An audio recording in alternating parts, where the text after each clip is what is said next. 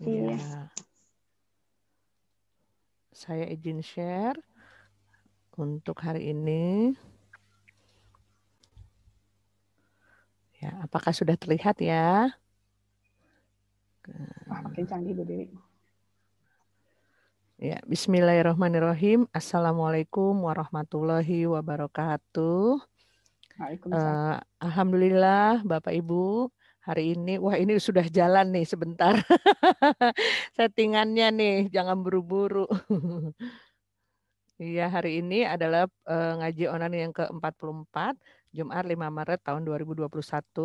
Insya Allah nanti materinya mengenai aplikasi teori dari Abraham Maslow. Berikut ini adalah time schedule kita, diantaranya mengenai waktu untuk ruang Zoom dibuka, lalu pengajian surat Yasin, pemaparan materi, ada tanya jawab, foto bersama, dan penutupan serta memorabilia. Berikut ini adalah tata tertib mungkin bagi Bapak Ibu yang baru bergabung. 1. Dimohon peserta menggunakan busana yang sopan dan rapi. Stay mute atau nonaktifkan suara selama pemaparan materi berlangsung. Video dalam posisi on saat sesi foto bersama. Ruang Zoom akan off selama 7 menit setelah penutupan. Pertanyaan ditulis di kolom chat selama pemaparan. Narasumber yang akan menjawab pada saat sesi tanya jawab. Link dokumentasi dapat dilihat di YouTube juga Instagram. Berikut ini adalah pengisi acara kita. Pertama, pembukaan oleh MC. Kedua, pembacaan surat Yasin oleh Ustadz Arifur Rahman MSI. Sambutan moderator kita, Profesor Dr. Reni Akbar Hawadi, MSc, Psikolog.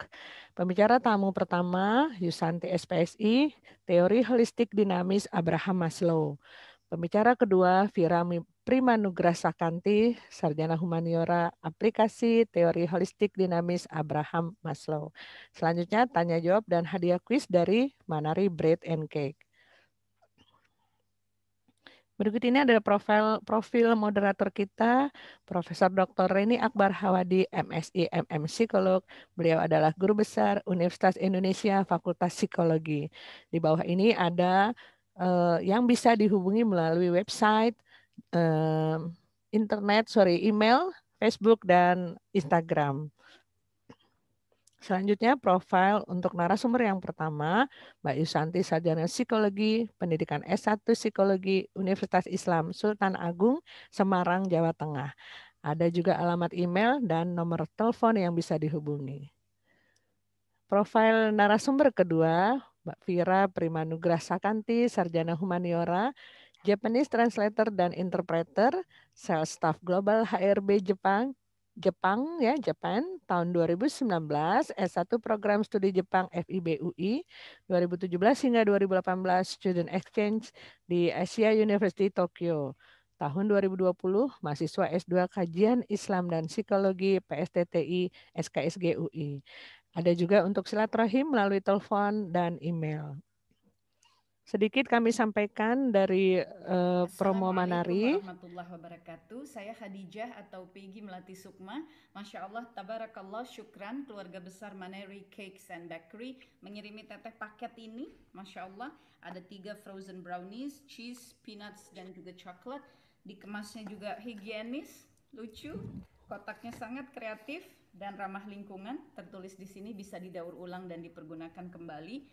Di masa pandemi kita diingatkan hand sanitizer dan yang Masya Allah berisi buku dari guru kita Syekh Ali Jabir. Mari kita teruskan dakwah beliau, mari kita amalkan ilmu dari beliau. Mudah-mudahan Allah lapangkan, terangkan, indahkan kubur beliau dan kita yang ditinggalkan mengambil kebaikan dan keberkahan dari beliau.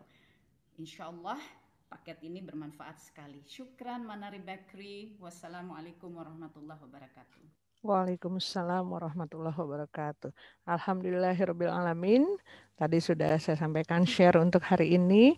Acara selanjutnya adalah pengajian membaca surat Yasin bersama Ustadz Arifur Rahman. Silakan Mas Arif. Suaranya belum dibuka Mas Arif.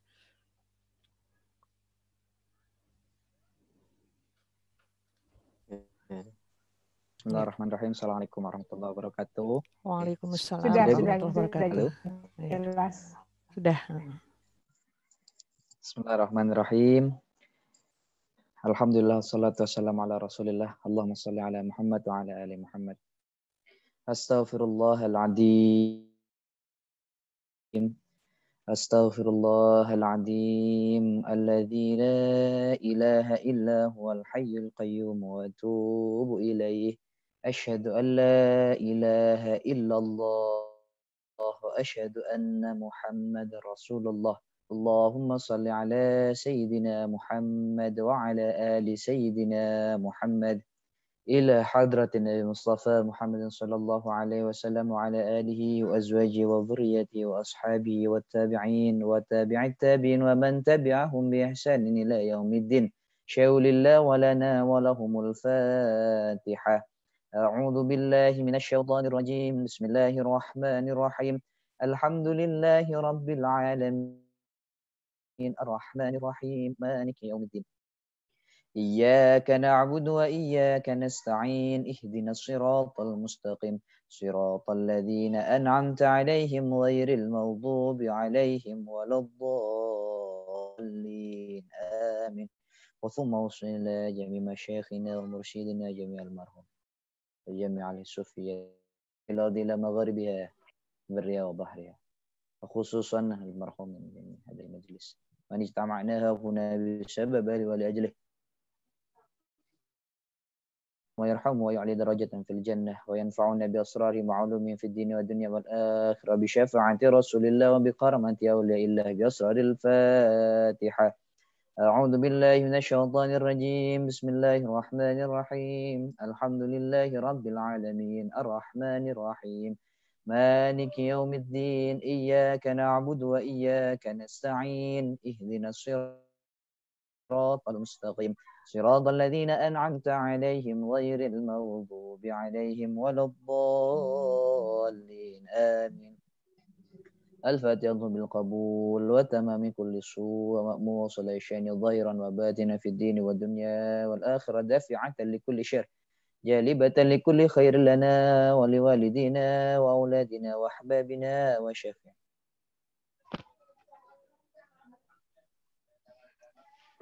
وعلى ثانية أن الله ينور قلوبنا وقالبنا مع الهدى والتقى والعفاف والموت على دين الإسلام والإيمان بلا محنة وامتحان بجاه سيدنا ولد عدنان بشفاعته وبكرمة أوليائه شول الله ولنا ولهم الفاتحة.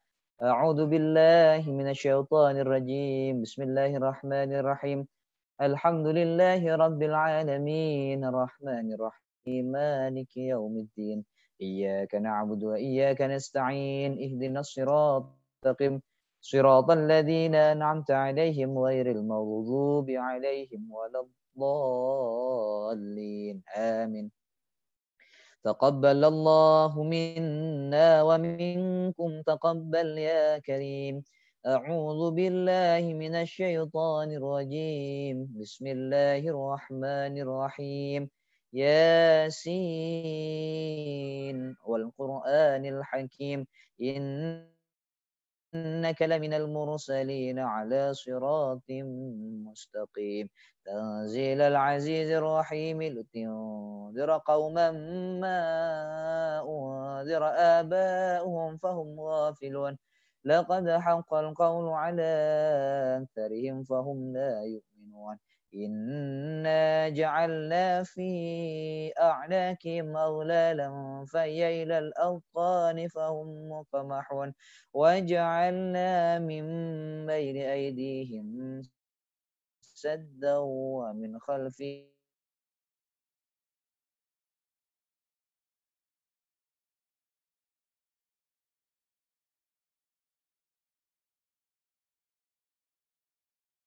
من اتبع الذكر وخشي الرحمن بالغيب فبشره بمغفرة وأجر كريم. إنا نحن نحيي الموتى ونكتب ما قدموا وآثارهم وكل شيء أحصيناه في إمام مبين واضرب لهم مثلا أصحاب القرية إذ جاءها المرسلون إذ أرسلنا إليهم اثنين فكذبوهما فعززنا بثالث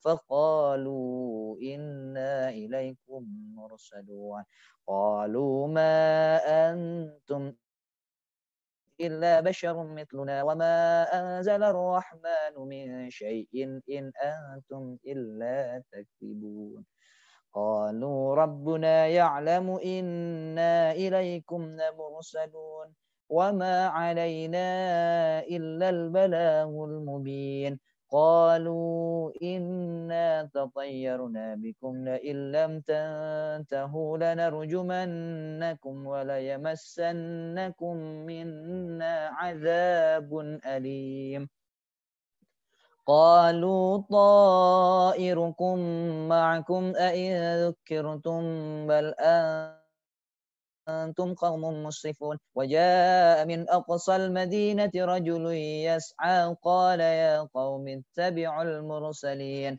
اتبعوا من لا يسألكم أجرا وهم مهتدون وما لي لا أعبد الذي فطرني وإليه ترجعون أتخذ من دونه آلهة إن يردني الرحمن بضر لا تغن عني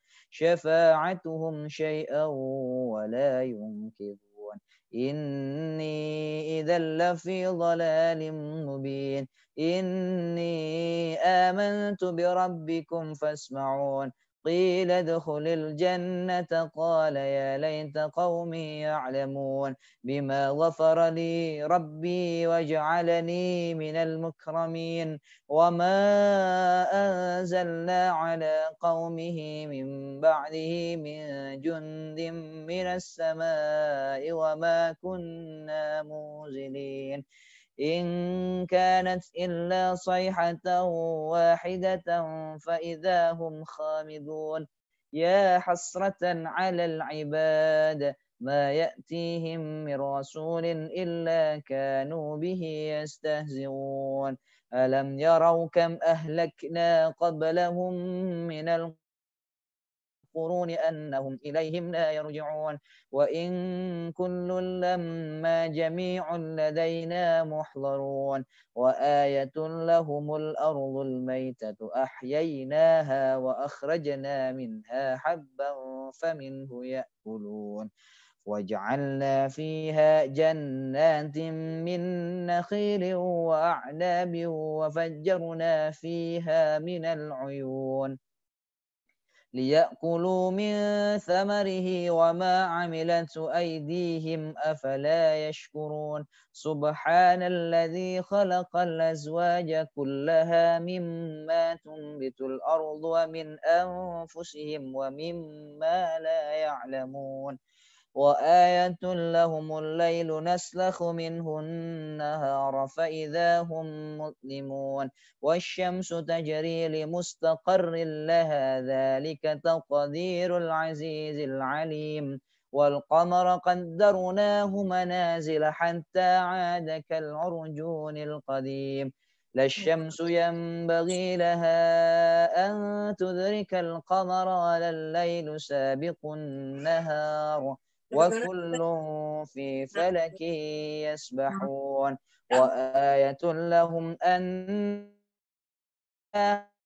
في الفلك المشحون وخلقنا لهم من مثله ما يركبون وإن نشأ نورقهم فلا صريخ لهم ولا هم ينقذون إلا رحمة منا ومتاعا إلى حين وإذا قيل لهم اتقوا ما بين أيديكم وما خلفكم لعلكم ترحمون وما تأتيهم من آية من آيات ربهم إلا كانوا عنها معرضين وإذا قيل لهم أنفقوا مما رزقكم الله قال الذين كفروا للذين آمنوا أنطعم من لو يشاء الله أطعمه إن أنتم إلا في ضلال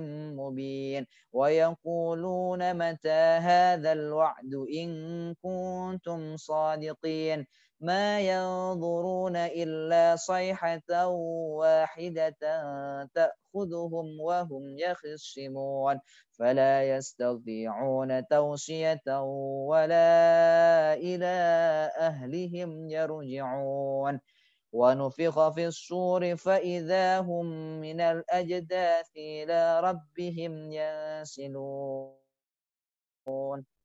قالوا يا ويلنا من بعثنا من مرقدنا هذا ما وعد الرحمن وصدق المرسلون إن كانت إلا صيحة واحدة فإذا هم جميع لدينا محضرون فاليوم لا تظلم نفس شيئا ولا تجزون إلا ما كنتم تعملون إن أصحاب الجنة اليوم في شغل فاكهون هم وأزواجهم في ظلال على الأرائك متكئون لهم فيها فاكهة ولهم ما يدعون سلام قولا من رب رحيم وامتازوا اليوم أيها المجرمون ألم أعهد إليكم يا بني آدم ألا تعبدوا الشيطان إنه لكم عدو مبين وأن اعبدوني هذا صراط مستقيم ولقد ضل منكم جبلا كثيرا أفلم تكونوا تعقلون هذه جهنم التي كنتم توعدون اصلوها اليوم بما كنتم تكفرون اليوم نختم على أفواههم وتكلمنا أيديهم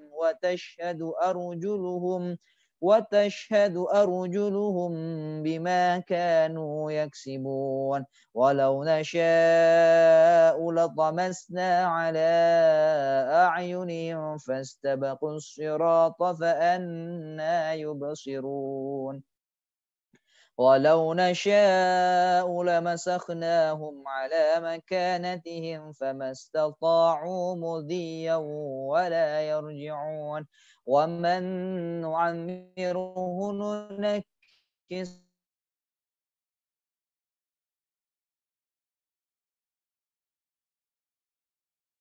إن هو إلا ذكر وقرآن مبين لينذر من كان حيا ويحق القول على الكافرين أولم يروا أنا خلقنا لهم مما عملت أيدينا أنعاما فهم لها مالكون وذللناها لهم فمنها ركوبهم ومنها يأكلون ولهم فيها منافع ومشارب أفلا يشكرون واتخذوا من دون الله آلهة لعلهم ينصرون لا يستطيعون نصرهم وهم لهم جند محضرون فلا يحزنك قولهم إنا نعلم ما يسرون وما يعلنون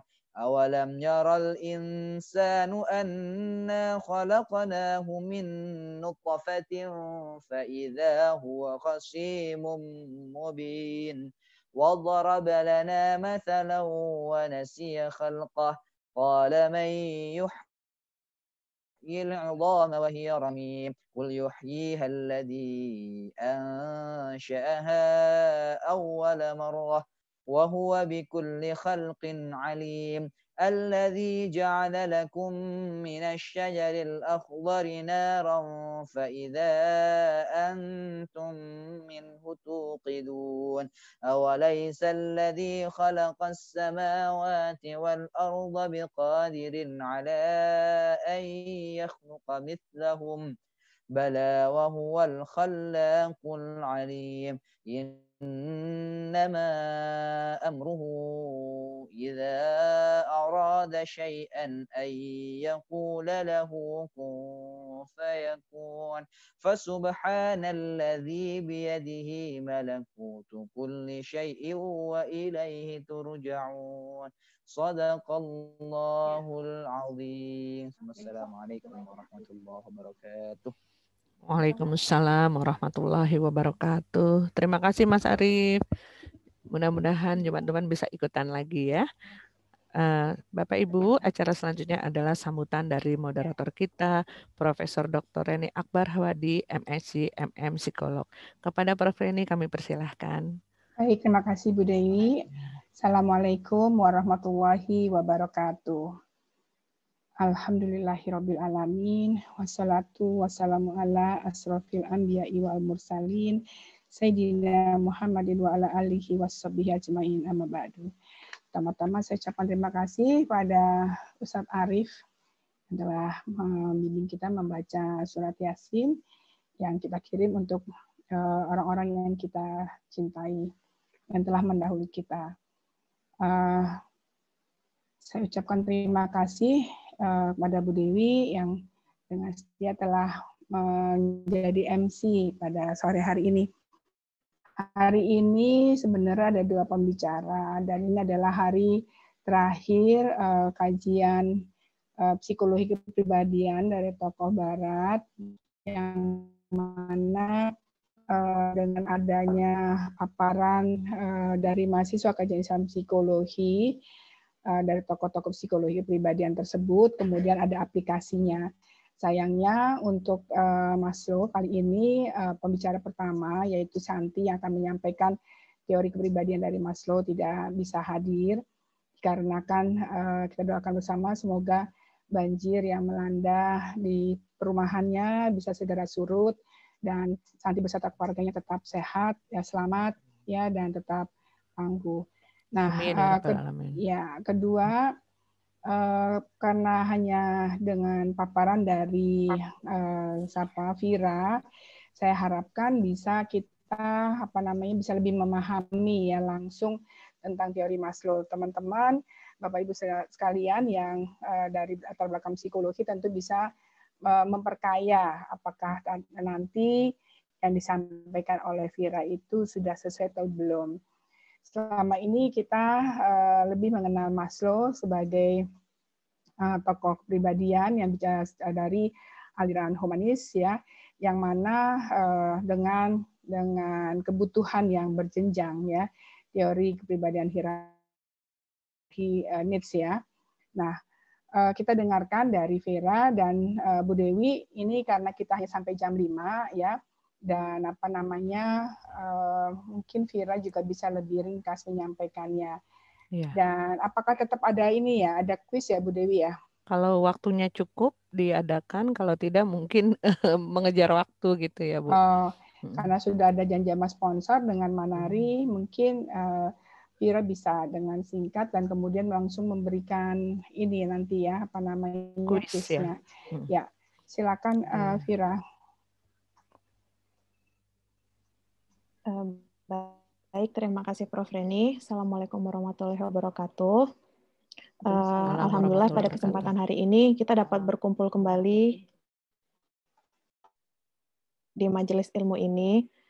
Terima kasih kepada Prof. Reni, kepada panitia, Bu Dewi, dan para hadirin sekalian atas kesempatan yang diberikan kepada saya untuk menyampaikan paparan saya pada sore hari ini. Sebelumnya saya mohon maaf dari tadi sambungan internet saya agak-agak kurang baik, mungkin pengaruh cuaca. Jadi kalau mungkin nanti agak tersendat, saya minta maaf dari sekarang. Baik, jadi sesuai dengan jadwal kita hari ini, saya izin meng-share screen ya, Prof. dan Bu Dewi.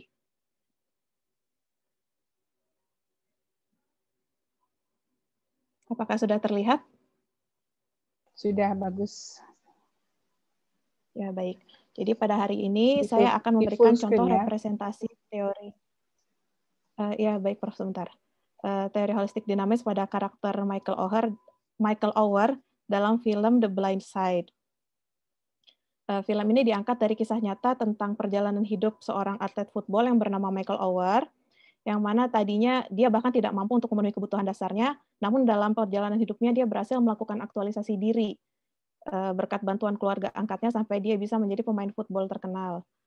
Jadi saya agak skip dulu ke bagian teori Maslow-nya ya, karena Kak Santinya tidak ada.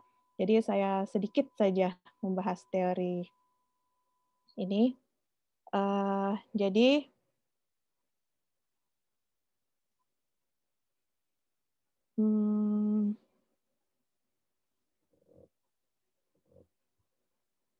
kalau menurut Abraham Maslow, pada dasarnya semua manusia itu selalu termotivasi untuk memenuhi kebutuhannya ya, dan semua manusia itu termotivasi untuk memenuhi semua kebutuhan dasar yang sama, yaitu yang paling dasar adalah kebutuhan fisiologis seperti makanan, air, dan segala macamnya, lalu rasa aman, rasa ke belongingness atau ke apa ya,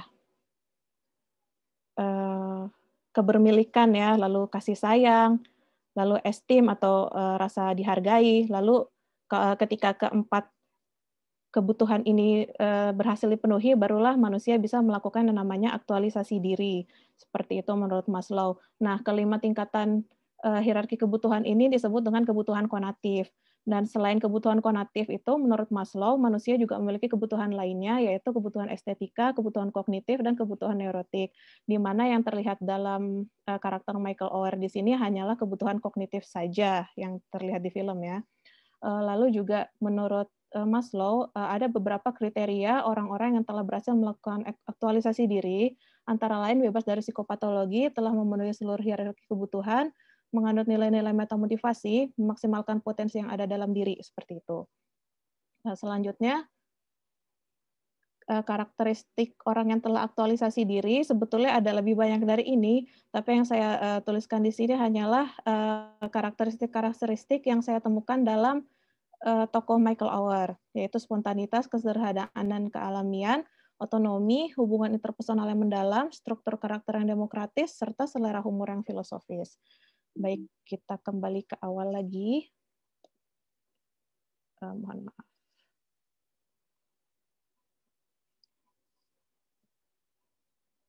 Baik. Yang digambar ini adalah sosok asli sang pemain football Michael Ower, dan di sebelahnya adalah salah satu kutipan yang terkenal, yaitu if you die trying for something important, then you have both honor and courage, and that's pretty good. Yang artinya apabila kamu mati ketika mencoba melakukan sesuatu yang penting, artinya kamu memiliki kehormatan dan keberanian, dan itu adalah hal yang bagus. Jadi selanjutnya mengenai film The Blind Side ini sendiri, dia rilis tahun 2009, dimainkan oleh Sandra Bullock dan Quinton Aaron. Film ini sendiri diangkat dari biografi Michael Ower yang berjudul The Blind Side: Evolution of a Game yang ditulis oleh Michael Lewis. Michael Ower ini sendiri merupakan atlet yang terkenal di Amerika dan pernah bermain di NFL atau Liga Football Profesional di Amerika. Jadi itu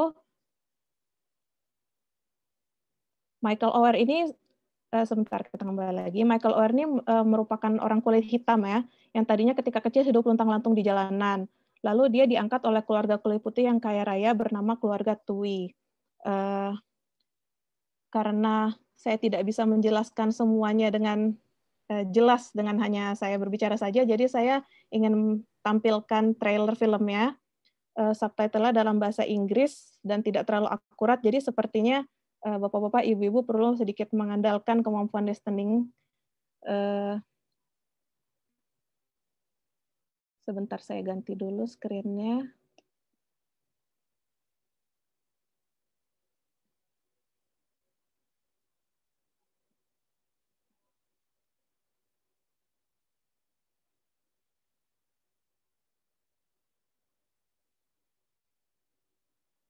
Mohon maaf.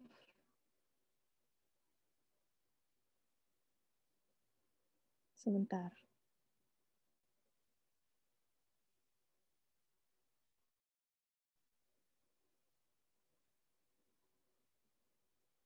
Apakah sudah terlihat YouTube-nya? Ya, sudah. Ya, baik. Okay, big smile. Apakah suaranya terdengar? Ya, bagus. Ya, baik. Kalau begitu saya mulai. Mohon diperhatikan Bapak-Bapak dan Ibu-Ibu karena sangat relevan nanti dengan penjelasan saya.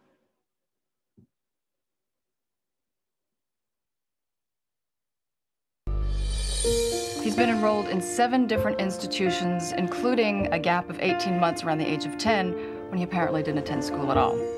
I tell you, most kids with his background wouldn't come within 200 miles of this place. Class, this is Mike Orr, and he's new here, so I expect you all to make him feel welcome. Hi. Smile at him. It lets them know you're their friend. I'm Sean. Who is that, Esther? Big Mike. What is he wearing? It's below freezing. Do you have any place to stay tonight? Don't you dare lie to me.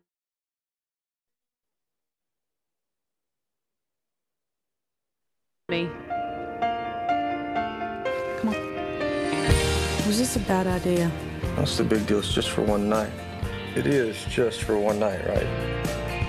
Find some time to figure out another bedroom for you. This is mine? Yes, sir. Never had one before. What, a room to yourself? A bed. It's all real nice what you're doing, but don't be surprised if one day you wake up and he gone. Michael was here. Last night. Tell him to sleep with one eye open. You threatened my son. You threatened me.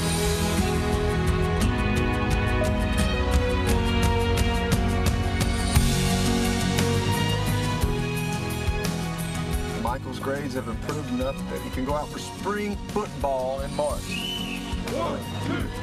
This team is your family, Michael. When you look at him, you think of me, how you have my back. Are you going to protect the family, Michael? Yes, ma'am.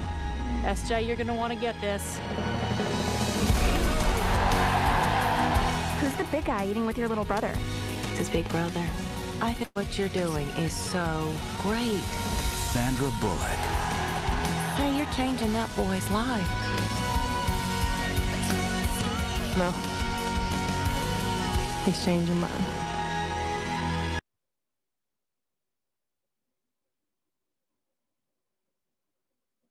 Baik, selanjutnya saya akan kembalikan ke presentasi.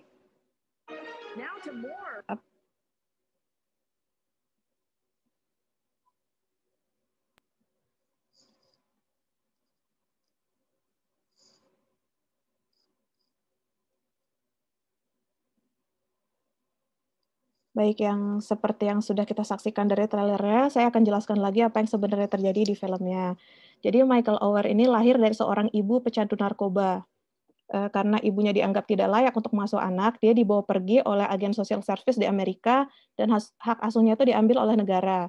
Tapi pada kenyataannya, Michael tidak dibesarkan dengan layak. Dia hidup luntang-lantung. Dan kalau ada orang dewasa yang ketemu dia dan merasa kasihan, dia diambil. Tapi hidupnya selalu berpindah-pindah karena tidak ada yang benar-benar mengangkatnya menjadi anggota keluarga. Nah, ketika usianya sudah masuk SMA, dia dimasukkan ke SMA Katolik oleh seorang kenalannya yang merupakan salah satu orang yang mengasihani dan mengasuh dia. Tetapi istri dari kenalannya tersebut tidak berkenan Michael tinggal bersama mereka, sehingga Michael terpaksa keluar dari rumah mereka. Dan seperti yang kita lihat di sinopsis tadi, pada suatu malam Michael itu ditemukan oleh keluarga Tui, ya, tulisannya Tuohi tapi bacanya Tui, dan semakin lama mereka semakin menganggap Michael menjadi anggota keluarga mereka, dan pada akhirnya mereka mengangkatnya menjadi anak mereka. Tapi dalam perjalanannya ini, karena belum pernah mendapat kasih sayang sebelumnya, dia juga tidak tahu rasanya dihargai, bagaimana. Michael ini awalnya sangat menutup diri, pasif, tidak responsif ketika diajak berbicara, dan tidak tahu bagaimana cara mengekspresikan kasih sayang dan rasa terima kasih, atau setidaknya bersosialisasi secara umum. Lalu intinya karena segala kebutuhannya dipenuhi oleh keluarga Tui, Michael perlahan berubah menjadi anak yang terbuka dan mampu mengekspresikan kasih sayang. Nah, dengan mendapatkan dukungan dan dipenuhi kebutuhannya, pada akhir cerita Michael berhasil masuk ke Universitas Mississippi lewat jalur beasiswa football. Secara singkat begitu alur ceritanya. Selanjutnya ini yang sudah saya jelaskan, sekarang akan saya skip.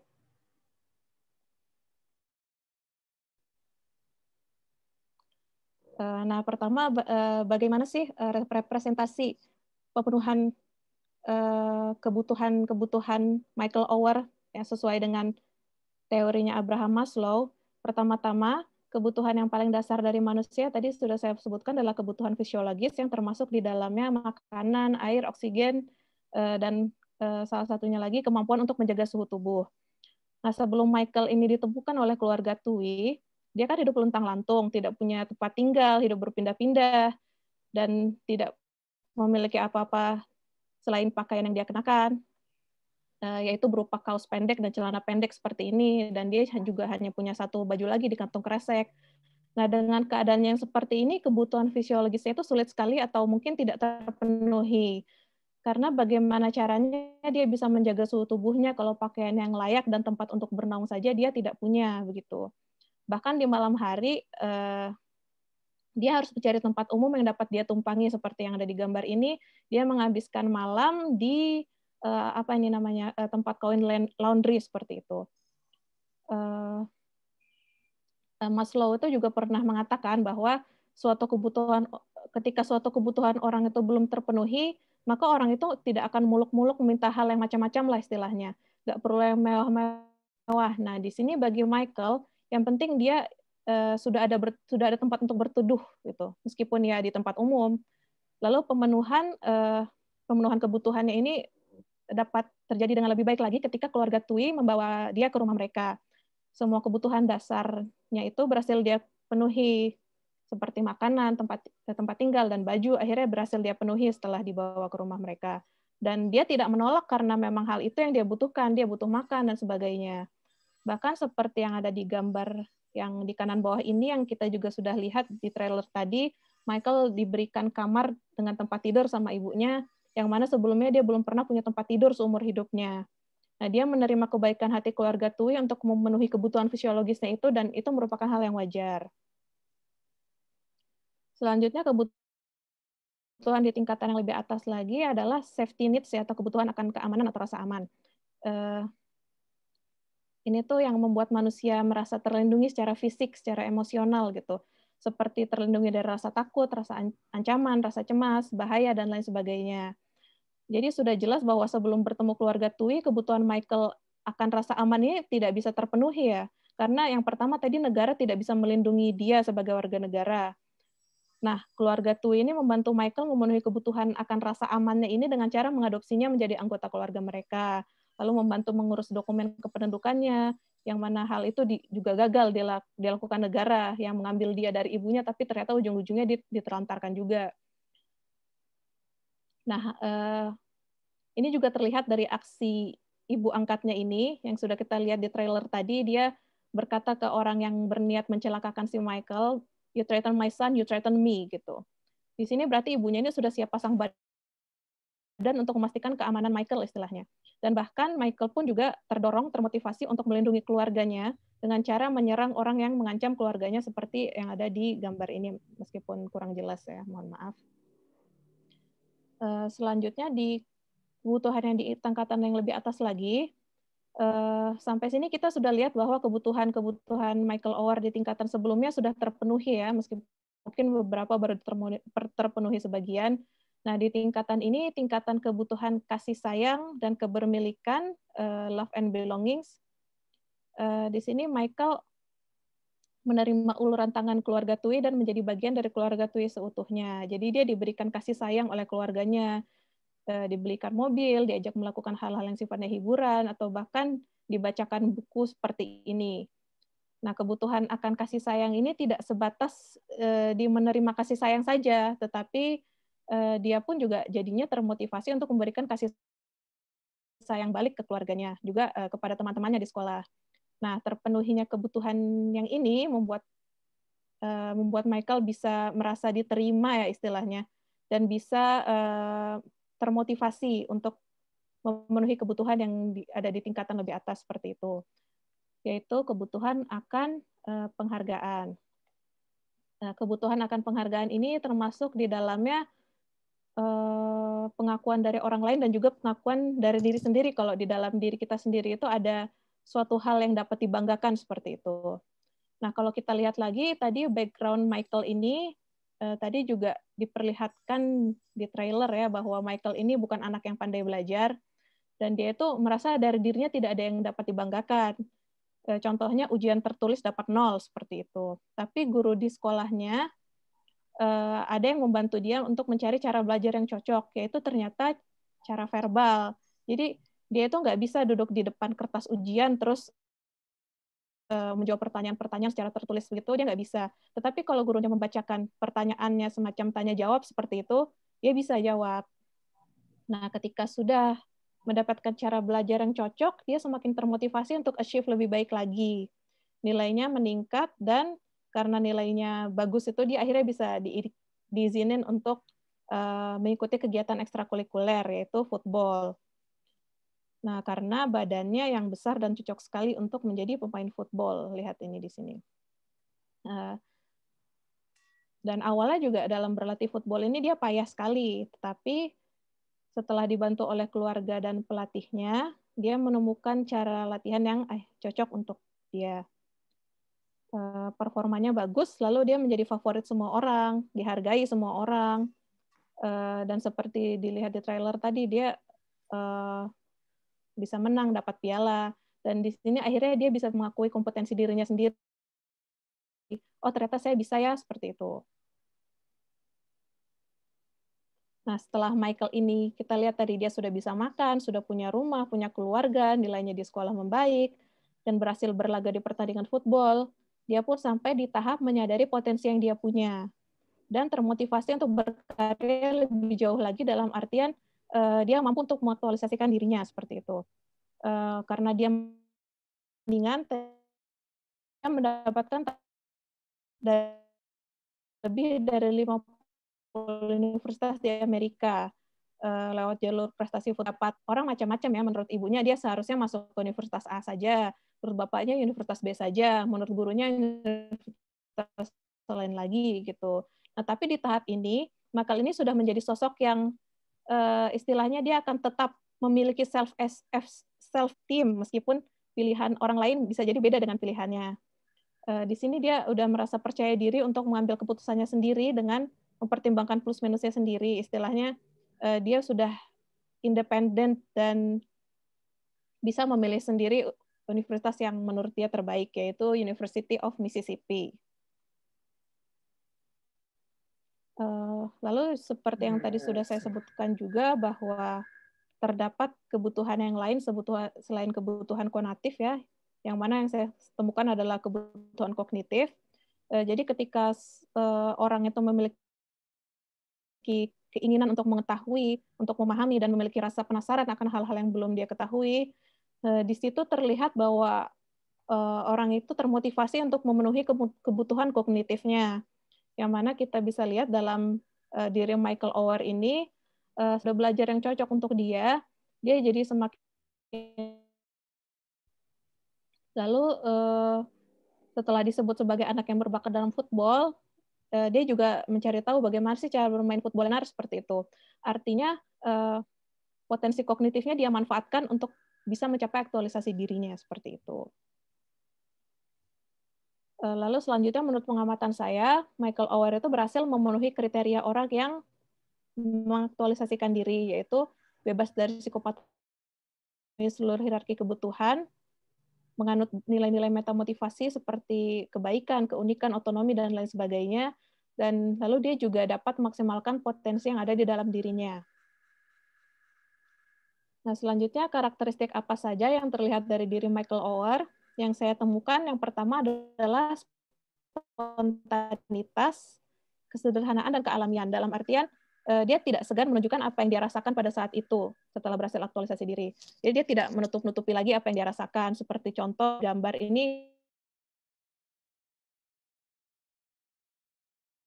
rasa joy, rasa senang, dia bisa bermain dengan anak-anak secara alami begitu saja. Lalu selanjutnya dia memiliki otonomi. Dalam artian dia tahu apapun yang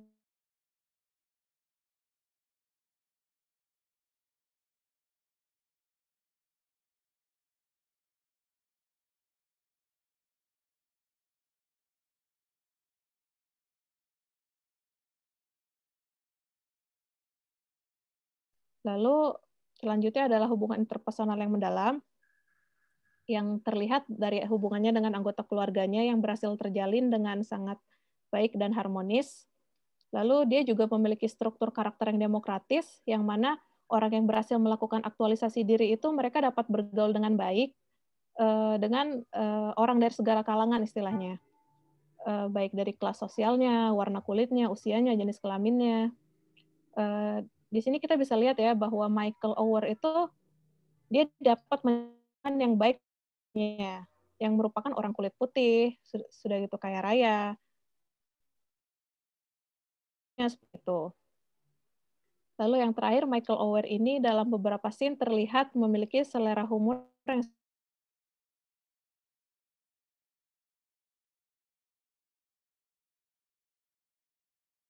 harinya. Seperti contohnya di sini dia sedang berlatih memahami formasi pemain football di pertandingan menggunakan bumbu-bumbu dapur seperti ini. Saat ini tuh ibunya datang dan waktu ditanya sama ibunya, kalian sedang apa? Dia bukannya menjawab, oh kita sedang latihan, sedang belajar. Dia malah menjawab, oh bumbu yang ini baru mencetak skor. Jadi dalam percakapan sehari-harinya itu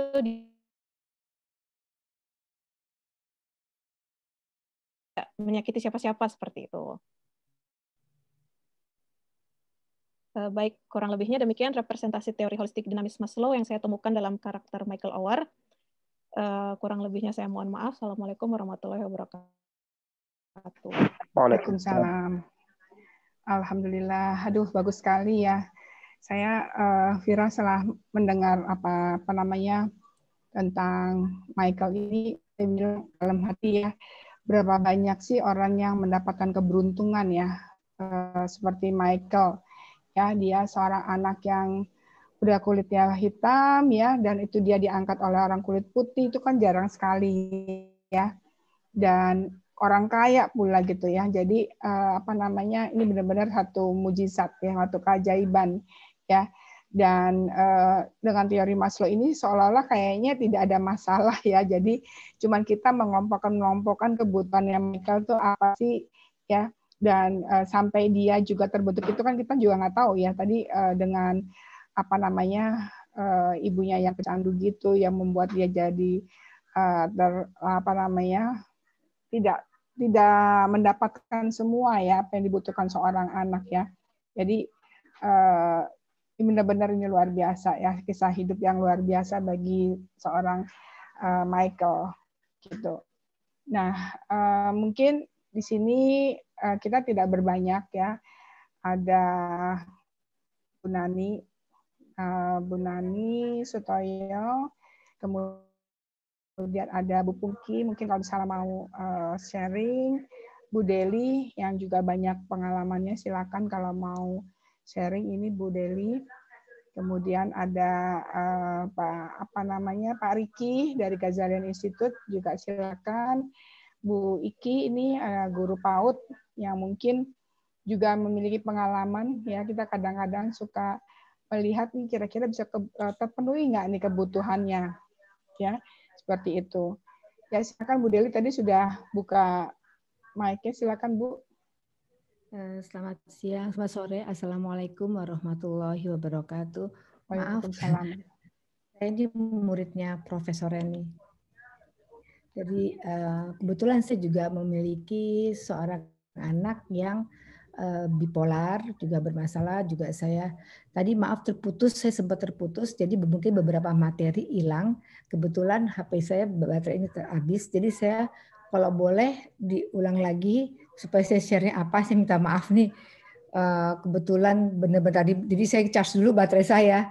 Ya. Kalau mau sharing mengenai apa itu di Prof? Maaf Prof. Ini teori Maslow, jadi teori kebutuhan. Jadi bagaimana bahwa kebutuhan kasih sayang itu tidak dapat langsung terpenuhi ya. Sebelum kebutuhan dasar seperti sandang, pangan, papan itu terpenuhi oleh seorang anak gitu. Jadi apakah dalam hal ini Bu Deli juga setuju atau ada pendapat? Karena Bu Deli ini kan untuk diketahui ini beliau benar-benar alhamdulillah ya memiliki PAUD, 2 PAUD apa 3 PAUD ya untuk TPA. TPA itu TPA. PAUD 2 PAUD 1 TPA. 2 PAUD 1 TPA yang diperuntukkan untuk orang dari kalangan ekonomi lemah gitu ya Bu Deli ya. Betul. Jadi PAUD-nya gratis, TPA-nya juga gratis. Jadi coba bisa diceritakan nggak misalnya dengan contoh PAUD dengan TPA tersebut itu kan bisa terlihat bahwa kenapa Bu Deli kok bisa terpikir untuk bikin itu dan tempatnya kan jauh ya di Sawangan apa di mana seperti itu dan apa yang terpikirkan pada waktu mendirikan PAUD dan TPA tersebut. Oke, baik. Sebenarnya saya minder nih bicara dengan para profesor saya, Profesor Reni dan pasti peserta-peserta yang ilmunya tinggi-tinggi, tapi saya berusaha untuk berbagi cerita. Jadi saya kebetulan bersama teman-teman saya, ibu-ibu, kita tuh selalu ketemu. Nah, terus kita bingung mau ngapain ya. Terus saya usul gimana kalau pertemuan ini kita isi berbuat sesuatu. Terus akhirnya kita bikin bakso. Selama 2 tahun kita melakukan bakso yang warawiri tidak jelas. Terus saya bilang, gimana kalau kita bikin sekolahan?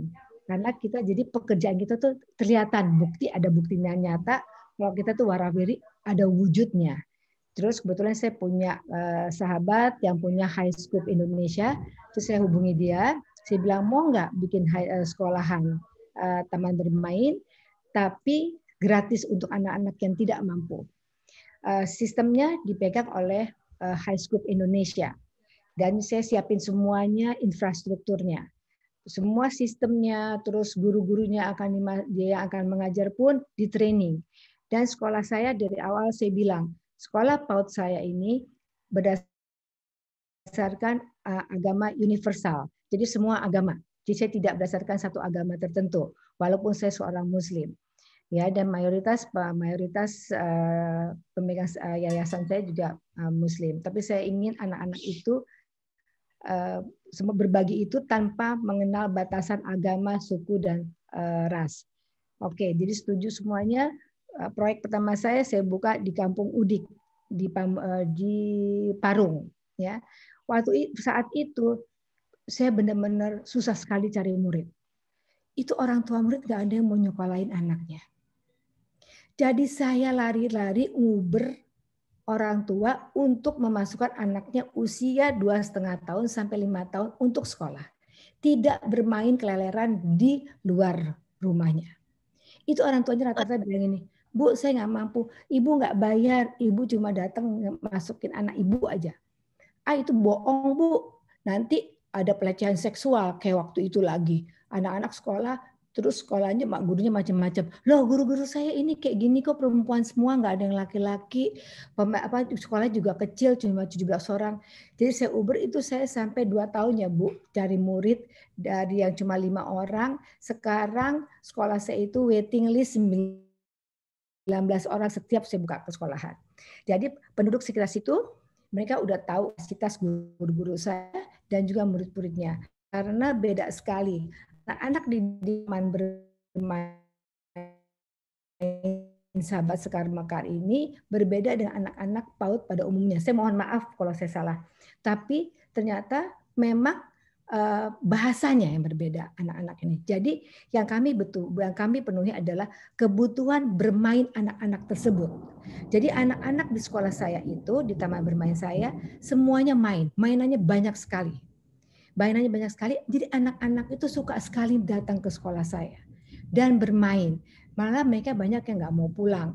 Jadi kalau mereka harus pulang atau libur, mereka ribut di sekolah, di rumahnya. Kenapa harus libur sekolah? Itu membuat saya jadi terharu banget. Dari mereka yang cuma titik, yang kadang-kadang mereka ke sekolah ada ingusnya, ya maaf ya Bu. Jadi akhirnya sampai ke ibunya pun bersih dan rapi nganterin anaknya sekolah. Itu ada kebanggaan sendiri ya. Jadi dari wujud mungkin jauh kalau dari intelektual, dari fisik aja. Yang tadinya datang ibunya pakai sendal karet, Jadi dia berubah, bisa menghargai, dia pakai sendal yang lebih baik.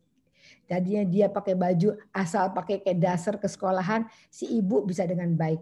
Dari bahasanya lu gue, begitu masuk sekolah dia saya bu, anak saya bu. Tadinya bu saya masukin anak gue bu, itu ada loh bu. Orang tua datang ke tempat saya gitu.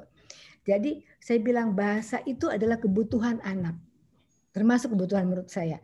Karena anak-anak itu akhirnya, anak-anak yang lulusan sekolah saya itu, atau yang masih sekolah itu, kalau ibunya ngomong gue lu, anaknya akan jawab, mak nggak boleh ngomong gue. Ngomongnya saya kamu. Guru-guru saya bilangnya gitu nggak boleh. Itu menurut saya kebutuhan, sebenarnya anak itu memenuhi kebutuhan bahasa. Dan kebutuhan batin dia, di lingkungannya mungkin sebenarnya anak-anak juga tuh jengah kali ya, bahasanya juga suka nggak jelas. Akhirnya saya mikir, oh lebih baik saya panggil orang tua. Jadi saya waktu awal-awal saya panggil dulu orang tua murid. Kalau ibu-ibu mau menyekolahkan anak-anak di sini, saya udah punya bargaining position Bu, karena udah 2 tahun ya. Jadi saya bisa manggil ibu-ibu, bisa bilang, ibu masukin anak sini, bahasa ibu mesti teratur. Bahasa ibu mesti menggunakan bahasa Indonesia yang baik dan benar. Tidak boleh mengatakan gue lu. Nggak boleh. Itu dulu aja Bu. Karena mengganti bahasa gue lu itu ternyata tidak mudah loh Bu. Di lapangan yang saya alami ya. Atau mungkin ibu-ibu lain pasti lebih banyak pengalamannya dari saya. Tapi ini karena saya baru terjun, jadi saya agak bingung juga ya Bu. Saya orang awam, terjun di sini, itu memperbaiki bahasa gue lu tuh susah banget. Sampai akhirnya anak-anaknya udah bisa, anak-anaknya yang merubah bahasa ibunya. Lucu ya, Bu Deli. Ini kan kalau tadi Mas bagus banget itu ceritanya Bu Deli. Jadi kebutuhan dasar sebenarnya kan tadi itu mereka dari ekonomi lemah ya. Apakah dalam hal ini kebutuhan dasar mereka ya untuk makan, minum segala itu tuh sudah terpenuhi sama mereka? Sehingga mereka bagaimana? Nah, jadi kami penuhi. Oh, oleh karena itu mereka bisa naik tingkatnya ya, jadi sehingga bisa terpenuhi untuk kasih sayang pada anaknya, ya seperti itu ya. Ini sekolahnya udah berjalan berapa tahun kayaknya? 8 tahun. 8 tahun ya. Baru 8 tahun Bu. Sudah 8 tahun dulu. Terus anak-anak itu sudah sekolah SD-nya bagaimana? Nah ini dia Bu, kendala saya. Jadi kebutuhan dasar makan minumnya itu anak-anak masuk sekolah kami sediakan snack. Jadi mereka semua kami belikan botol minum dan tromol. Tromol tuh ya, tromol sama tempat makan. Jadi tiap datang anak-anak tuh ada makanan bubur kacang hijau, ketapa kayak gitu, atau snack-snack yang snack sehat ya. Masya Allah, luar biasa ini. Gitu. Terus jadi kan ada cooking class. Cooking class diajari masak-masak begitu. Jadi anak-anak juga anak-anak datang ke sekolah mereka senang karena ada susu, ada kadang-kadang kita kasih jelly, ada kayak gitu-gitu makanan. Kebutuhan dasar itu kita penuhi dulu. Jadi anak-anak itu suka banget datang ke tempat kami. Baru kebutuhan bahasanya dia dengan baik kebutuhan mainnya. Karena menurut saya anak-anak selain makan dan minum, mereka butuh main ternyata Bu. Dan mereka tuh enjoy banget begitu main. Jadi saya oh dia tuh butuh main gitu ya. Nah kalau orang tuanya selain dia juga butuh materi, butuh kebutuhan dasar, ternyata orang tua itu ada kebutuhan batin. Jadi mereka juga senang tuh Bu, kalau diajak ngomong, diperhatikan gitu ternyata Bu si ibu-ibu ini. Gitu. Alhamdulillah.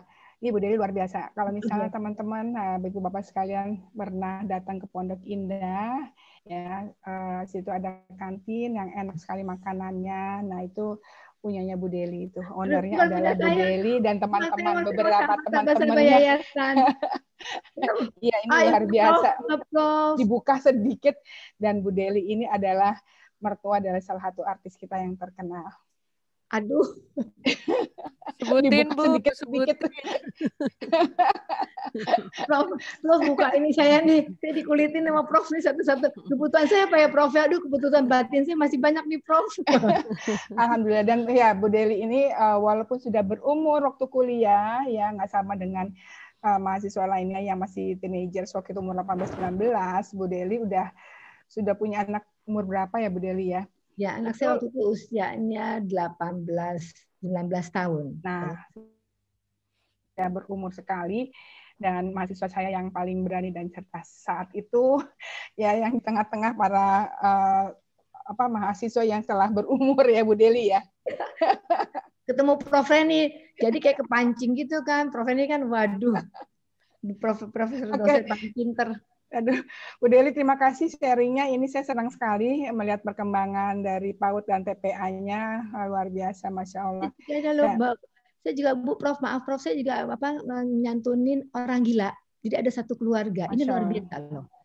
Jadi ada satu keluarga di Bogor juga di Paro, dia menghidupi 5 orang gila, ya, dan anaknya nomor 2 perempuan cacat lahir batin. Keluarga ini luar biasa menurut saya. Karena biar orang gila itu nggak mudah ya Bu, karena kebutuhannya kan bingung kita Bu ya. Kebutuhan dasar. Jadi si keluarga ini punya anak gila berapa orang? Enggak, bukan anak gila. Dia miara orang gila. Oh, miara. Aduh. Dia punya anak 1 cacat. Jadi anaknya 3, 2 laki-laki normal, yang 1 perempuan justru cacat lahir batin, tidak bisa bicara, fisiknya cacat, mentalnya cacat, IQ-nya cacat, semua cacat. Dan dia masih nyempatin diri miara orang gila. Ini luar biasa menurut saya. Itu yang mesti yang kita harus kagumi dan apresiasi adalah ketulusan dari dua orang tua ini, karena dia sendiri memenuhi kebutuhan dasarnya susah Bu. Dia keluarga ini memenuhi kebutuhan dasarnya, sandang pangannya aja luar biasa mereka. Dan mereka masih nggak bisa masuk berbagi. Susah ya menerjemahkan teori Maslow bisa sampai situ. Mungkin ini ada Bu Nani Utoyo ya. Bu Nani masih ada di sini nggak? Bu Nani masih. Ini gimana tuh Bu Nani ya kan cerita dari ini Bu Deli ini ya, bisa masuk akal nggak ya, dia masih kekurangan, tidak terpenuhi kebutuhan dasar tapi masih bisa membantu orang gitu ya. Gimana tuh Bu Nani penjelasannya?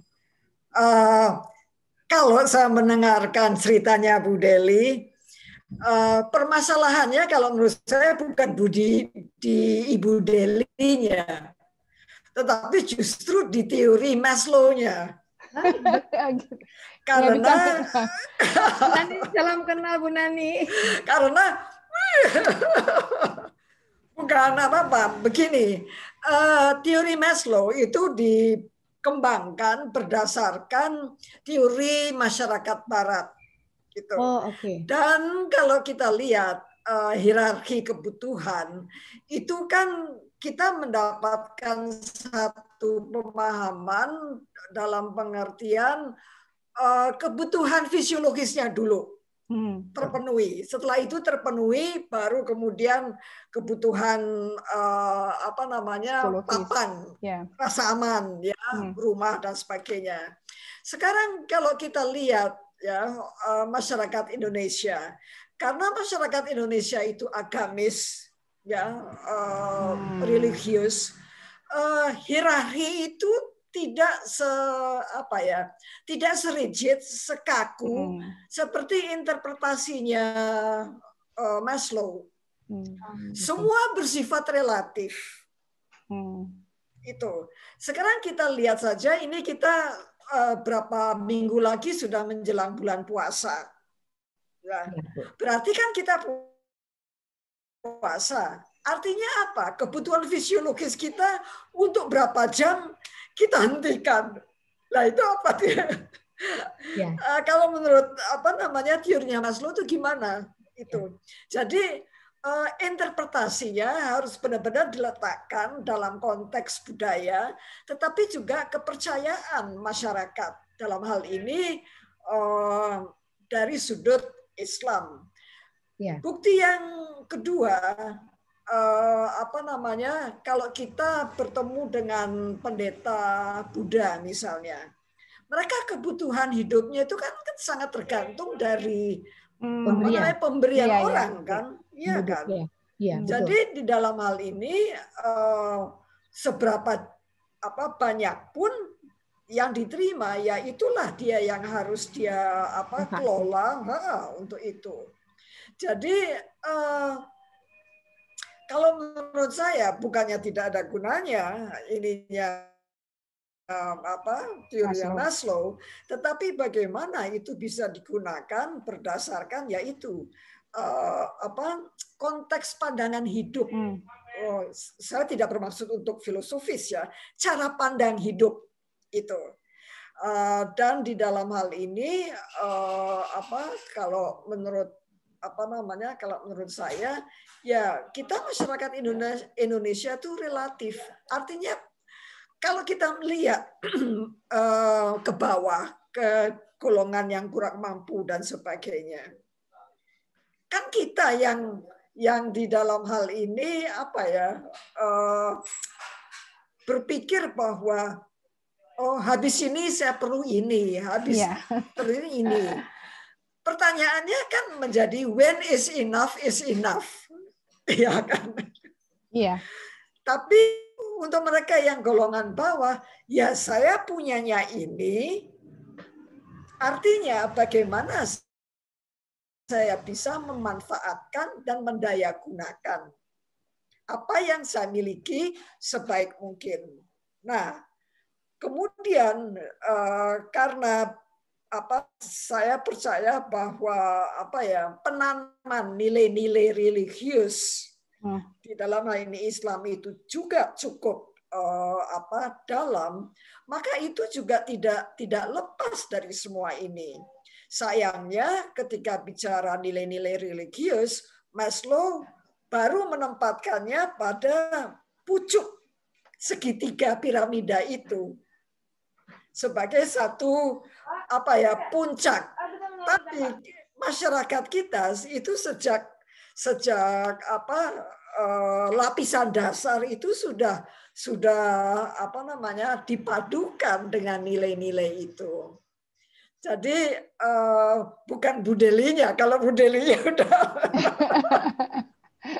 bahkan dalam hal ini bagaimana membaurkan tingkat-tingkatan kebutuhan Maslow itu sedemikian rupa sehingga ada suatu keseimbangan antara kehidupan fisiologis dengan kebutuhan yang non material itu. Jadi selamat Bu Deli, saya belajar banyak. Luar biasa. Saya juga masih belajar. Senang ya saya bisa kenalan sama Bu Nani melalui Zoom. Siapa tahu ketemu di darat ya Prof ya. Siapa tahu kita bisa ketemu di darat ya Prof. Harus tuh ketemu Bu Nani. Ya, terima kasih. Seru lagi ngobrolnya. Terima kasih Bu Nani, luar biasa. Jadi sebenarnya mungkin yang melandasi itu adalah lebih kepada religiusnya ya, dengan kepercayaan dan keyakinannya bahwa itu kita akan memberikan melipat gandakannya lagi gitu. Seperti itu. Ya kalau Bu Deli yang melakukan misalnya buat PAUD, TPA dan sekarang membantu lagi yang untuk orang-orang skizofren, menurut saya itu ya Bu Deli mengeluarkan sebagian kecil gitu kan, ZIS-nya gitu ya Bu Deli ya. Tapi ini yang tadi nggak habis pikir tadi yang orang yang miskin ini gitu loh Bu Nani. Iya Bu. Itu yang nggak habis pikir, nggak bisa kayak kebaca dengan teori ini gitu, nggak masuk gitu. Betul. Saya tuh begitu ke rumah, saya tuh bengong sendiri Bu. Maksud saya ini gimana cara kebutuhan pokok, kebutuhan dasar kalau dari teori Maslow, kebutuhan dasar dia makan minumnya aja mereka tuh bingung gitu kan. Tapi mereka berbagi. Terus dulu waktu rumah pertamanya dia bisa berkebun. Jadi dia jual nanam singkong untuk dia makan. Diusir dari tempat yang lama, dia dikasih tanah kecil, sepetak tanah gitu, itu sekelilingnya nggak ada kebun, nggak ada apa-apa. Nggak ada empang, nggak ada apa-apa. Terus saya bingung, ini karunia Tuhan atau apa ya? Kok dia bisa menghidupi 5 orang gila gitu loh Bu. Dengan sangat sederhana dan berbagi. Saya kalau ketemu dia malu Bu. Kita dia berbagi sepenuhnya, dia urusin. Saya tanya, yang paling berat sama orang gila tuh ngurus apa? Ada Bu orang gila ini yang satu dia tunjuk satu orang. Dia itu kan mereka orang gila nggak ngerti kebutuhan dasar dia kan Bu. Dia bisa nggak makan, nggak dikasih makan, nggak dimakan juga dia nggak apa-apa Bu. Saya juga bingung tuh Bu Rani. Jadi ternyata orang gila itu bisa tahan nggak makan berhari-hari juga nggak apa-apa. Jadi tergantung kegilaannya ada di mana. Ini saya belajar dari gilanya nggak mau mengganggu, gilanya nggak mau destruktif gitu. Ada yang destruktif, ada juga yang diem. Ada yang dia ngerepotinnya adalah dia ketawa terus dan dia BAB sembarang tempat. Selama 1 tahun keluarga ini ngurusin BAB orang gila ini di sembarang tempat. diajarin berkali-kali, dia lari-lari ketawa-ketawa. Bayangin dong Bu, saya ngedengernya sampai bengong ya. Ya Allah ya Rob, saya ini nggak ada seujung kuku dia loh berbuat pada sesama. Dan dia ngurusin anaknya ya Bu, nanti lain kali saya kirim ke Ibu videonya anak cacatnya itu Bu ya. Yang saya pikir juga, ya Allah dia pusing ngurusin anak cacat. Kok dia senang-senang aja ketawa-ketawa si ibunya itu loh ngurusinnya Bu. Jadi kebutuhan Abraham Maslow itu tentang kebutuhan dasar, seperti kata Bu Nani, kayaknya nggak berlaku di Indonesia ya Bu ya. Karena orang Indonesia mungkin jiwa berbaginya itu lebih besar. Ya Bu, benar nggak sih Bu Nani? Iya, insya Allah. Ya, jiwa berbaginya itu ya. Iya, nilai berbagi. Ya, makanan segitu dibagi 5, dibagi-bagi gitu, saya bingung loh Bu. Dan itu kok tulus gitu ya Bu. Saya bingung. Tapi sebaliknya ya Bu Nani ya sama Bu Deli ya dan teman-teman, banyak kok juga orang yang sudah terpenuhi semuanya tapi masih rakus juga gitu, sehingga terjadi masih korupsi juga. Masih korupsi juga. Itu kan juga membingungkan tuh Bu Nani. Itu kenapa tuh Bu Nani? Kan itu udah kebutuhan dasarnya udah lebih dari cukup belum Bu Nani? Iya. Dia ada puncaknya kan udah di sini ada puncak-puncak di piramidnya ya. Ya, artinya di sini kan dia tidak menyadari kebutuhannya sendiri. Ada beda antara kebutuhan dengan keinginan. Iya. Ya kan. Jadi keinginannya itu yang terus menggoda dirinya. Tapi sebetulnya dia sudah cukup kebutuhannya. Nah, yang kedua kalau kita mengatakan aktualisasi diri, sebetulnya apa dan bagaimana kita ingin interpretasikan? Apakah berdasarkan kepemilikan? Karena kan Maslow kan juga bicara to have and to be. Ya kan? Dan puncak piramidanya itu kan ditandai dengan be value. Be itu being. Jadi bagaimana seseorang itu mengembangkan dirinya. Dan pengembangan diri itu kan tidak ditentukan oleh kepemilikan, tidak ditentukan oleh gelar, tidak ditentukan oleh apa yang dia miliki, tapi bagaimana dia merasakan bahwa dia telah mengisi kehidupan ini dengan sesuatu yang positif. Bagi orang lain, kemudian rasakan bahwa oh ternyata saya bisa, seperti Bu Deli. Iya itu Bu Deli itu contohnya udah alhamdulillah udah aktualisasi diri Bu Deli. Iya jangan gitu. Nah ini ada Bu Pungki nih Bu Nani, Bu Deli ada Bu Pungki. Mungkin Bu Pungki bisa menjelaskan sedikit aja Bu Pungki ya. Apa ini bagaimana ya menjelaskannya ya untuk orang-orang tadi kan tadi be value-nya itu yang dari Maslow ya. Bu Pungki bisa jelaskan dari sisi Islamnya enggak?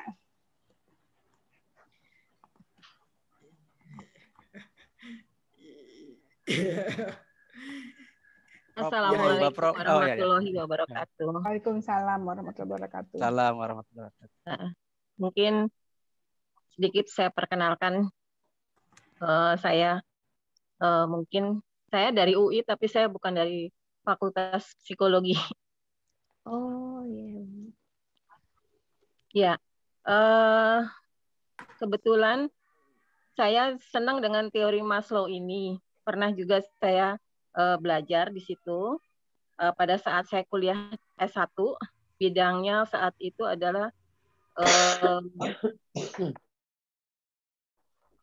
Fakultas Ilmu Pengetahuan Kemasyarakatan ya, kalau dulu ya. Tapi itu kemudian beralih.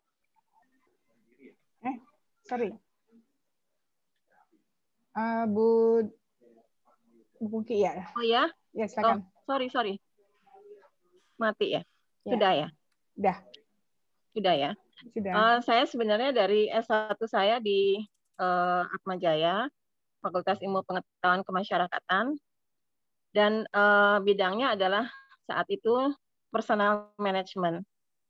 Dan saya memang mempelajari juga teori Maslow ini. Cuma dalam prakteknya mungkin yang bisa saya share adalah pada saat pencapaian kepada self-esteem ya. Self-esteem itu yang di tangga keempat.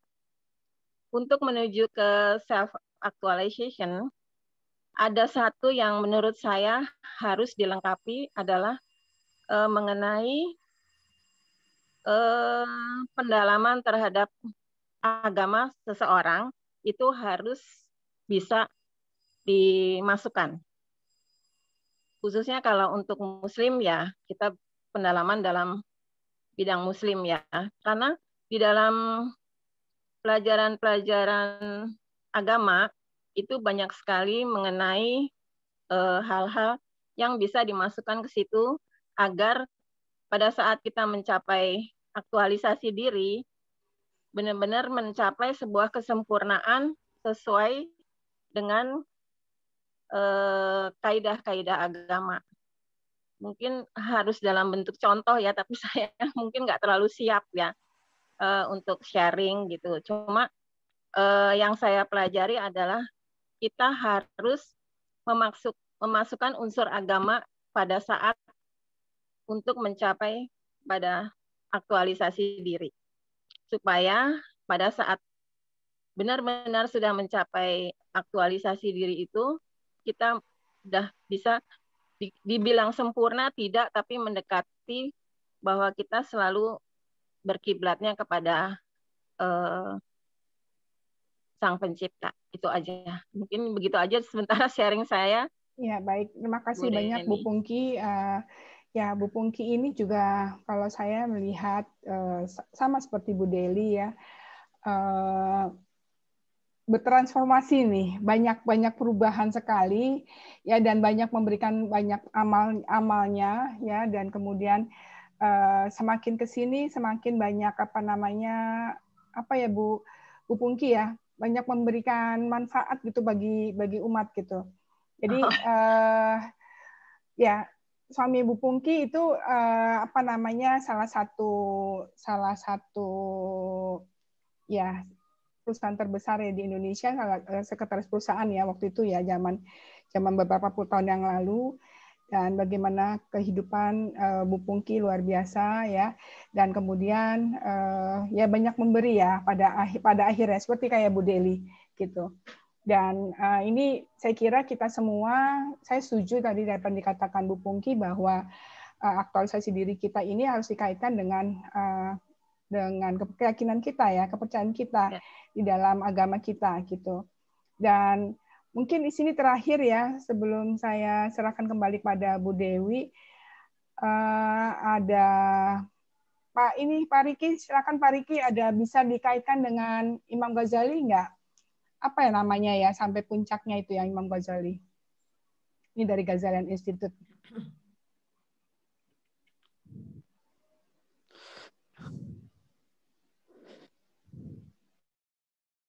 Ya, baik. Terima kasih, Prof. Memang ada beberapa riset, beberapa penelitian yang berkaitan dengan spiritualitas. Di sana dinyatakan bahwa orang-orang yang ketika sampai pada spiritualitas tertentu akan memiliki sebuah karakter yang namanya altruistik gitu. Jadi di mana seseorang ini dia akan selalu cenderung memikirkan kesejahteraan orang lain dibanding dirinya gitu. Bahkan juga ada riset yang memetakan peta otak ya. Saya lupa bagian otak mana. Jadi ada bagian otak para kaum spiritualis yang tidak berkembang, yang menyebabkan perilakunya menjadi altruistik seperti itu. Jadi seperti itu, Prof. Kalau dari pandangan spiritualis ya. Karena kalau dalam Ghazali justru berpendapat bahwa seseorang itu hakikat dari sufi adalah mengutamakan atau mendahulukan kepentingan orang lain dibanding kepentingan diri sendiri. Nah, itu keyakinan dari Ghazali tentang sufi. Seperti itu, Prof. Masalah. Terima kasih Pak Riki. Jadi sudah pemungkas dari pertemuan kita ini. Bu Deli benar-benar sufi, seperti Bu Pungki dan Bu Nani ini belajar tasawufnya luar biasa ini. Prof, sedikit Prof. Silakan Pak Bahruni nih, Pak Bahruni. Juragan dari Hong Kong. Itu kalau dalam Islam ada istilah namanya ithar, Prof. Ya, silakan. Dalam Islam itu ada istilah namanya isar. Isar ya. Isar itu artinya dia rela lapar demi orang lain bisa makan. Dia rela menderita demi orang lain selamat. Nah, seperti itu. Itu ada namanya isar dalam Islam itu. Nah, itu juga perilaku yang tadi mendahulukan orang lain juga. Ciri orang bertakwa itu kan alladzina yunfiquna fis-sarai wad-dharra. Orang yang mau berinfak, mau berdonasi baik dalam keadaan lapang maupun sempit. Artinya ajaran-ajaran Islam itu begitu sampai bagaimana kita itu dalam rangka penghambaan kita kepada Allah siap gitu secara jasmani itu kita tuh menderita demi harapannya adalah khauf rojanya. Dalam Islam itu ada namanya khauf dan roja. Jadi roja itu adalah harapan, ekspektasi bahwa nanti di akhirat ini aku akan mendapatkan jauh yang lebih besar dibandingkan yang aku korbankan saat ini. Itu isar namanya. Terima kasih. Makasih banyak ini Pak Bahrun, kita diingatkan lagi. Saya belum sampai sana ini, malu ini sama Pak Bahrun, Bu Deli, Bu Pungki, sama Bu Nani, juga tentu sama Pak Riki yang sedang terus menerus ya mengembangkan hal ini.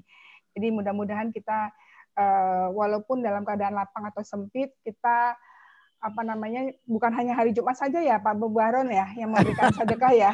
Biasanya kan Jumat barokah ya. Tapi ini tiap hari adalah kita bisa menyisikan sedekah ya Bu Deli ya. Yang nggak habis-habis nih rezekinya Bu Deli, alhamdulillah. Baik, ini sudah waktunya. Mohon maaf, kita sudahi. Sekali lagi terima kasih banyak pada Ibu Bapak sekalian yang telah hadir pada sore hari ini untuk membahas tentang Maslow. Saya kembalikan pada Bu Dewi dengan ucapan mudah-mudahan sedikit memberikan inspirasi pertemuan ini. Wassalamualaikum warahmatullahi wabarakatuh. Waalaikumsalam warahmatullahi wabarakatuh. Baik, terima kasih Prof. Reni. Ini saking asiknya udah mepet ke jam 5 ya. Apakah kita memungkinkan untuk satu kuis saja? Waktunya cukup nggak Prof. Reni ya? Cukup. Ayo Mbak Fira berikan satu pertanyaan kuis karena hari ini memang agak terbatas waktunya. Silahkan. Yang gampang pertanyaannya dan gampang jawabannya. Ya, kalau gitu ini super gampang aja deh. Super gampang. Ayo siapa cepat ya dapat ya. Kalau gitu sebutkan salah satu tingkatan dari hierarki kebutuhan Maslow. Saya bisa menang nih. Ayo Bapak Ibu silakan diketik di ruang chatting. Mari diketik Ibu, kita ngebut di ruang chatting. Diketik bisa Ibu. Karena udah ya. Ini Mas Rizky dilarang ngisi nih, udah Gozalian udah ngerti. Silahkan Mbak Fira, mungkin sudah terpilih jawaban yang tepat, yang cepat dan tepat. Udah tuh Bu Mia Ahmad. Ini ya Bu Mia Ahmad ya. Yang atas yang basic need bukan ya? Oh udah ada ya. Ini dari atas ada ya. Gozalian nih, Mas Rifki nih, basic nanti dikirim donatnya ya Pak Riki. Tetangga Bu, dekat rumah saya itu masih anterin kali ya. Iya. Salam Ibu, saya Mia Ahmad. Bu Reni masih ingat? Terima kasih Bu Mia, terima kasih sore-sore udah dateng ini. Sehat ya Bu.